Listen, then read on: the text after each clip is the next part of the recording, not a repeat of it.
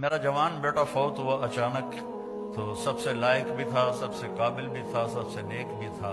تو پہلی دفعہ مجھے یہ آیت سمجھ میں آئی کہ یعقوب اور یوسف کی جدائی ہوئی، دونوں کو غم ہے، بیٹے کو بھی غم ہے، باپ کو بھی غم ہے، لیکن بیٹا اندھا نہیں ہوا، باپ بیٹے کے غم میں اندھا ہو گیا۔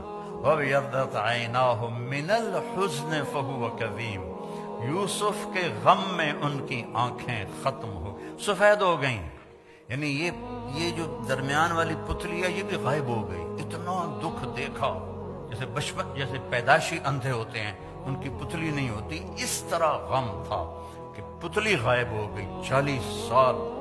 وَابْيَضَّتْ عَيْنَاهُ، تو بیٹے کے جانے کے بعد یہ آیت سمجھ میں آئی ہے کہ جو غم ماں باپ دیکھتے ہیں وہ اولاد نہیں دیکھتی ہے۔ ماں سامنے گئی، باپ سامنے گیا، چاچے سامنے گئے، تائے سامنے گئے، کزن سامنے گئے، لیکن عاصم کا جانا کوئی اور طرح کا ہی تھا۔ اللہ کسی کو یہ دکھ نہ دکھائے۔ قبر میں ہوتا، آپ تو مستورات ہیں، ہم لوگ قبر میں اتارتے ہیں جب ایک تاریک کوٹھڑی میں، تو دل ہل جاتا ہے، لیکن سب سے زیادہ جو دل ٹوٹا اور بکھرا وہ اپنے بچے کی قبر میں جاتے ہوئے دیکھ کے ٹوٹا۔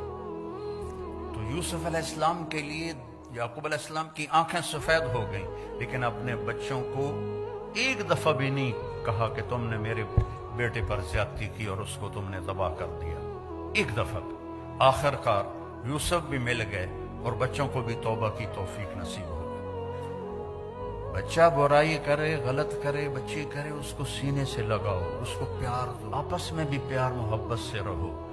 خامند اور بیوی آپس میں لڑ پڑیں اور پھر صلح کر لیں تو ان کے پچھلے سارے گناہ معاف ہو جاتے۔ اللہ کو یہ اتنا پسند ہے یہ عمل۔